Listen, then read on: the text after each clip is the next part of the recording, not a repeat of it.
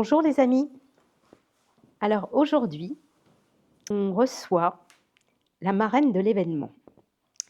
Donc tous les ans, on a un parrain et une marraine pour l'événement de l'année. Et cette année, on parlera du parrain un peu plus tard, mais cette année, la marraine de l'événement, c'est Evea de la Capella. Bonjour Evea. Bonjour Violette, bonjour tout le monde. Voilà. Alors, est-ce que tu peux nous parler un peu de toi et Evea, nous dire un peu qui tu es? Parce que Evea de la Capella, on sait très bien que c'est comme moi, Violette Valorci, c'est voilà, c'est nos noms d'artistes. Oui, ouais, Voilà. exactement. Donc, toi, tu es une véritable régionale de l'étape, si j'ose dire, puisque tu portes le nom de Cajar dans ton nom de famille. Oui, tout à fait. Et depuis, c'est une longue lignée de Cajarcois. On a un arbre généalogique de plusieurs siècles. Donc mon prénom, c'est Lucille, et mon nom de famille, c'est Cajar de la Garrigue. Mais effectivement, mon nom, on va dire spirituel, et mon nom d'artiste, c'est Béa de la Capella. Voilà. Mais mon nom d'être incarné, c'est Lucille, Cajar de la Garrigue. Alors, est-ce que tu peux nous parler un peu de toi, de Cajar aussi, puisque on vient de le comprendre que ton histoire est intimement liée à celle de notre village, Oui. et nous dire un petit peu quelle est cette lignée, qu'est-ce qu'elle a fait, en quoi elle est représentative du village, et puis après nous parler de ton actualité, qu'est-ce que tu fais aujourd'hui, avec qui tu travailles, comment ça se passe, etc. Ok, tout un programme de discuter de tout ça. Alors au niveau famille, oui, ça fait longtemps qu'on est ici, plusieurs siècles. Un arbre généalogique a été fait par mon grand-père, puisque sur Cajar, il y a toute ma famille. Il y a mes parents, ma sœur, mes tantes, mes grands-parents. Il y a beaucoup de monde. Donc un arbre généalogique a été fait, il remonte jusqu'à 800 ans, peut-être encore plus longtemps. Il y a des siècles, on s'appelait deux Cajars seigneurs de la Garrigue, donc on était issus de Cajar. Les seigneurs de terre, donc les terres de la Garrigue qui sont après Gaillac là-bas. Donc un nom à particules, donc, voilà, exactement, qui a été perdu à la Révolution, j'imagine. Sûrement, oui. Voilà, Alors, ça, comme la plupart des particules. Et voilà, exactement. Donc toute une lignée, beaucoup de mémoires aussi, justement, œuvrer sur les mémoires antérieures. Il y a eu aussi tout ce pan au niveau transgénérationnel qui au bout d'un moment s'est manifesté, et autant dans la lignée masculine que féminine, qui n'est pas forcément originaire de Cajar, mais où il y a eu aussi beaucoup à œuvrer. Et des fois, avec ma sœur, on se dit, punaise, ça aurait pu être un peu plus doux, mais si justement on est dans cette famille-là, c'est pour des raisons. Cajar, il y a une énergie qui est très particulière aussi. C'est pas moi qui vais dire le contraire. Oui, il y a des énergies vraiment. On est sur les chemins de Saint-Jacques. Exactement. Voilà, il y a vraiment, et je le sens que d'en parler, ça fait une émulsion intérieure. Les énergies sont vraiment très fortes ici, et on le voit quand on voit les personnes, les gens ici, même avant d'être connecté comme je le suis aujourd'hui.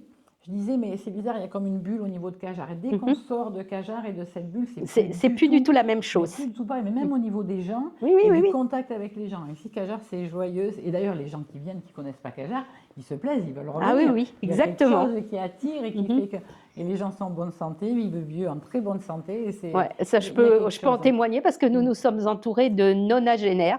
Ici, voilà, dans le quartier, là. On est les plus jeunes avec nos voisins, là, juste à côté. Mais après, les autres, oui, c'est des nonagénaires, beaucoup. Hein. Oui, beaucoup. Oui, ou Octo, mais voilà, Octo et Nona, tout à fait. Et ça, c'est des gens qui vivent très bien. Et on a même une voisine à 2 maisons d'ici qui va fêter, je crois, ses 100 ans à la fin de l'année. Et oui, voilà. Mais l'année dernière, maison de retraite, pareil, une dame de 100 ans qui fêtait... son anniversaire.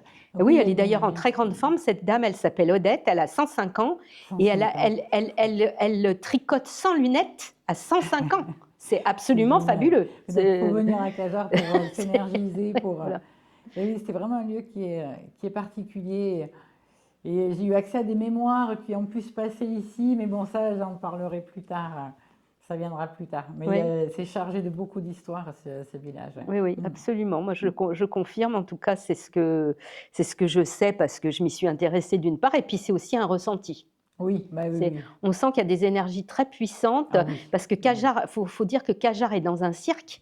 Un cirque de Causse. Donc, on est dans une espèce de cuvette, en fait. Exactement. Avec tout un cirque de Causse autour. Et on a l'impression que se concentre dans cette cuvette tout un tas d'énergie Oui. bienfaisante. Ah oui, oui, complètement Voilà. bienfaisante. Mm. Oui, il y a vraiment un circuit, ça s'enroule comme ça C'est au ça. niveau de Cajar, ça C'est reste. Et ça. ça me fait penser à Rocamadour un petit peu, Oui, oui, qui est un tout à peu fait. pareil, encaissé. Encaissé. Et les énergies qui se déversent du coup ici restent ici. Restent ici, oui. Oui, oui, tout à fait. Ouais. Voilà. Alors maintenant, qu'est-ce que tu fais toi dans la vie aujourd'hui? Explique-nous un petit peu ton parcours, parce que aujourd'hui tu es thérapeute. Alors Donc, praticienne, enfin je veux dire praticienne, voilà, ouais. praticienne. Oui, oui, tu m'avais dit que tu Oui. préférais ce terme de praticienne à celui de thérapeute. Donc tu es praticienne et alors comment tu y es venue? Comment c'est arrivé? Alors, comment c'est arrivé? Ben, tout seul. Des fois, on me dit, t'as quoi comme formation? Ben, la formation, elle s'est faite par les esprits, par le monde d'en haut, d'en bas, voilà, c'est venu de l'intérieur. Donc, comment j'y suis venue? Ben, il s'est passé. Alors, je vais reprendre un tout petit peu depuis, on va dire, le début. Donc, j'ai vécu à Cajar pendant longtemps. J'y vécu il y a longtemps et j'ai vécu pendant une quinzaine d'années dans une cabane au fond des bois en quasi-autonomie, donc à 10 km de là. Donc là, ça a forgé déjà. C'est vrai que c'est une particularité, une spécificité qui est quand même pas due à tout le monde. Hein. Oui, oui, c'est sûr que c'est une vie qui est pas facile, qui est magnifique. Ça, c'est mais moins qu'on puisse dire. Oui, faire quasiment tout. Donc, on faisait notre électricité, on récupérait l'eau de pluie pour notre consommation, celle des animaux, le jardin, faire les réserves de tous les produits du jardin, tout ça, c'est tout. Et puis tout du travail pour se laver, on faisait chauffer l'eau. L'hiver, on la mettait sur le poêle à bois. Comme c'était un peu la manante des sources, des fois, parce que bon, c'est déjà arrivé l'été qu'on manque d'eau, qu'il fallait aller chercher de l'eau à la rivière pour la survie de nos animaux, nous-mêmes. Donc c'est vrai que c'est tout, c'est vraiment. Et ça a été une vie magnifique, pas facile sous différents aspects, mais vraiment, voilà, vraiment magnifique. En tout cas, une belle expérience à mener. Très belle expérience. Et une expérience hors norme, on va dire. Oui, voilà, hors norme. Quand même. Et du coup, de là-bas, après, il s'est passé d'autres événements hors normes, et c'est ça qui m'a mené sur ce chemin de la spiritualité. Donc un événement très particulier où un soir, du coup, le père de mes enfants m'appelle et tout près au-dessus de notre cabane, il y avait un vaisseau, un ovni, donc vraiment un vaisseau que j'ai pu filmer. Du coup, la vidéo est passée entre les mains du MUFON, donc un organisme indépendant, comme le GEPAN. Et ils ont dit, bon, ben, effectivement, c'est bien un objet non identifié selon nos connaissances actuelles. Alors, je n'avais pas besoin qu'ils me le disent. Moi, tout de suite, quand je l'ai vu, c'était tellement intense, tellement fort. C'est sûr, mais malheureusement, on ne nous croit pas sur parole quand on voit de ce genre de choses. Et donc, il faut quand même un organisme agréé, on va dire, pour valider et dire qu'on n'est pas fou, qu'on n'est pas zinzin, qu'effectivement ça a bien lieu et que c'est là. Et que c'est là, exactement, et que c'est arrivé. Et que c'est arrivé. Et donc d'avoir pu le filmer, je sais aussi que c'est pour me permettre de témoigner justement de tout ça. Ce qui n'est pas évident, parce que souvent, dans les témoignages, on voit bien que des gens témoignent de choses et puis ils prennent un téléphone et comme par hasard, le téléphone ne fonctionne pas, la vidéo se brouille, on ne voit pas, elle est floue.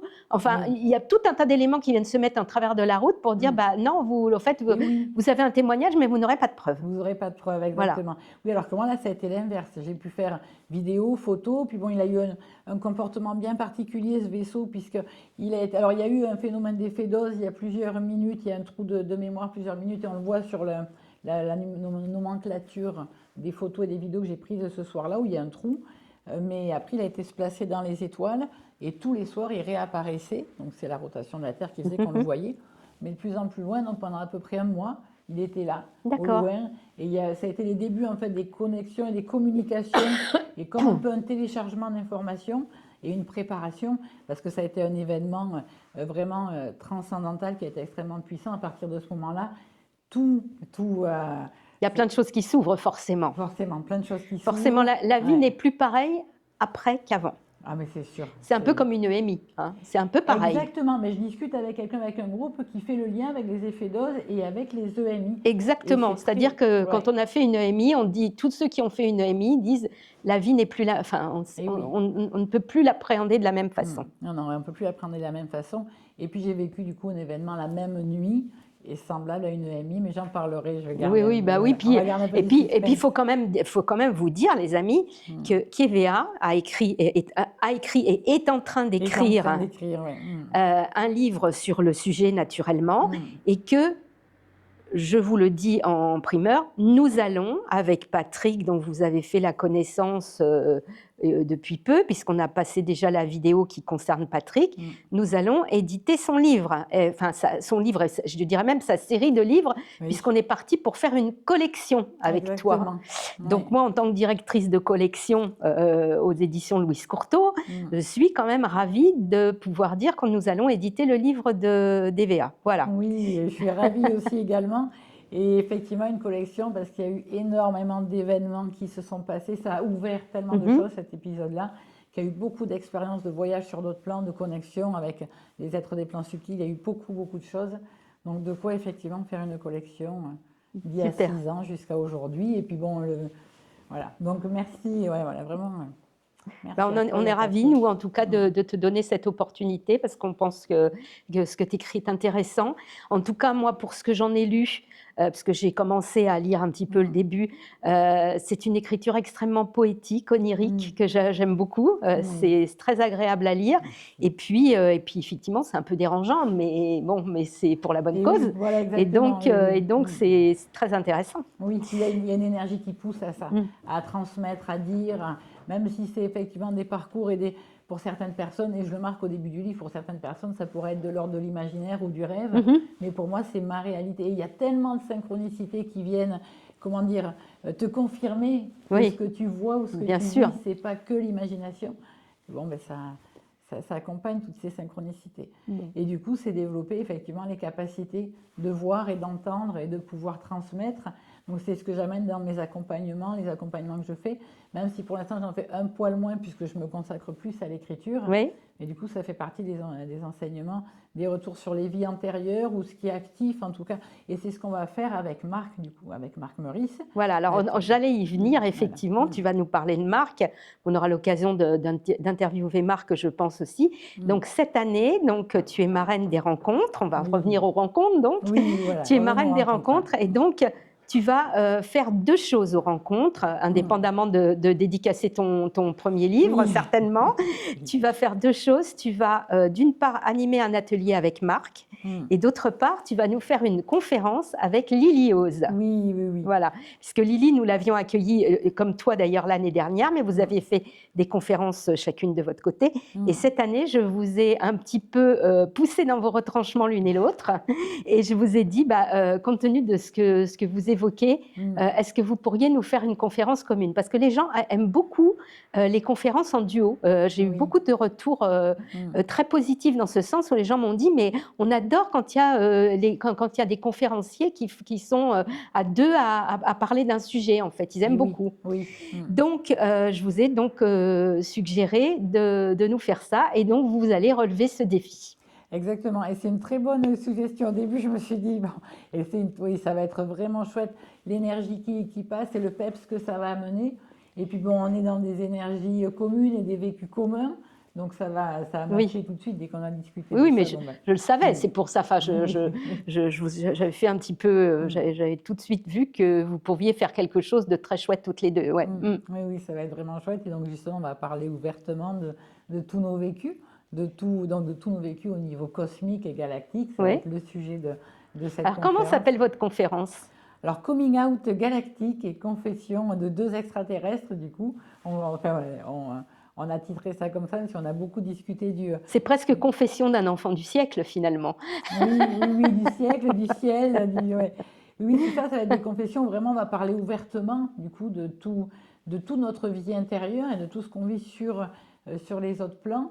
Donc, c'est un sujet qui est très, très vaste parce que c'est pareil, elle a beaucoup d'expérience dans le domaine, beaucoup de vécu. Donc, dans le temps imparti, il va falloir qu'on dirige un peu ce que l'on souhaite dire. Et c'est bien parce que moi, c'est vraiment un challenge. Parce que Lily, elle est vraiment très habituée à faire tout ça, à faire des émissions radio. Donc, elle est habituée. C'est vrai qu'elle a un parcours. Elle a beaucoup travaillé chez Antoine, qui sera là cette année d'ailleurs pour filmer tout ça dans la logistique. Et donc, sur sa chaîne Miasme TV, elle est beaucoup intervenue. Et d'ailleurs, c'est là que je l'avais repérée parce que je trouvais qu'elle était très pertinente dans son discours. J'aimais beaucoup ce qu'elle faisait. Et donc, c'est comme ça que j'ai demandé à Antoine ses coordonnées et qu'elle est des nôtres depuis l'année dernière. Oui. Voilà. Enfin, je dis l'année dernière. En fait, c'est puis cette année. Mais bon, on est le 31 décembre. Voilà, donc, voilà. Le temps que vous voyez la vidéo, je pense que ce sera bien l'année dernière. Exactement, tout à Voilà, fait. Oui, c'est oui. ça. Et c'est vrai que moi aussi, j'ai tendance à dire l'année dernière. Oui, tout à fait, oui. Bon, alors, donc, tu vas faire cette conférence avec Lily. Et puis, alors, avec Marc, qu'est-ce que vous allez faire? Alors avec Marc, donc on fait déjà des ateliers avec Marc, on en fait maintenant tous les 2 mois à peu près. Donc Marc est tarologue, donc il a une façon d'œuvrer avec le tarot qui est vraiment propre à lui. C'est grâce à lui aussi que je me sers maintenant du tarot. Et donc dans les ateliers que l'on fait avec Marc, donc on le titre communication avec nos vies antérieures, mais des fois les vies galactiques se greffent. Voilà, c'est vraiment un terme pour englober, voilà, englober. Donc il y a tout ce qui est le karmique, tout ça qui entre dedans. Donc avec Marc, on va proposer un atelier. Donc en fait, ça va être plus un atelier de présentation que l'on va faire. Et il y aura des consultations qui se feront. Donc ou lui seul avec le tarot, ou alors tous les deux. Mais on ne peut pas faire comme on fait tous les 2 mois en fait en ligne. On fait des ateliers où il y a jusqu'à 4 personnes. On ne souhaite pas plus parce qu'on fait en général des ateliers d'entre 2 et 3 heures. Donc on peut faire que des petits ateliers. Et donc, moi, je me connecte au soi supérieur de la personne, soit supérieur, soit divin, qui me transmet des images. Donc là, avec Marc, je me suis calquée à sa façon de travailler. Donc, je reçois plus des symboliques, des images, des symboliques que lui interprète avec le tarot. Et donc, c'est ce que nous allons présenter. Donc, lors de la présentation, on fera un tirage au sort. Donc, on demandera aux personnes de mettre leur nom sur des petits papiers. Et tirage au sort d'une personne où, du coup, on présentera notre façon de travailler. Et après, en consultation privée sur le salon, là où il y aura les stands, on proposera des sessions individuelles. Et si des personnes souhaiteraient le faire en groupe, parce que l'effet groupe est quand même bien, on a déjà prévu une date après le mois de mai pour faire ça en ligne avec les personnes qui le souhaitent. Parce qu'à chaque fois qu'on fait en groupe, on s'aperçoit qu'il y a quand même une thématique commune. Et ce que vivent certaines personnes du groupe, ben, ça fait écho à ce que les autres du groupe. Il y a vraiment voilà, quelque chose de commun. Donc, c'est ce que nous allons présenter comme atelier. Eh bien, écoute, c'est un beau programme.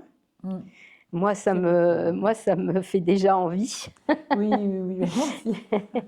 Et bien, écoute, je te remercie pour cette interview, Eva. Avec grand et plaisir. puis, au plaisir de te revoir en ce qui nous concerne, et puis au plaisir pour nos auditeurs, nos lecteurs, de te rencontrer soit au fil de ton livre, soit à l'événement, voilà, Oui, tout simplement, parce que tu seras là pour dédicacer ton livre aussi. Ah oui, je serai là voilà, donc faites d'une pierre deux coups. Venez rencontrer EVA et nos autres conférenciers, et puis venez vous faire dédicacer les livres que nous allons proposer au Salon du Livre de Patrick.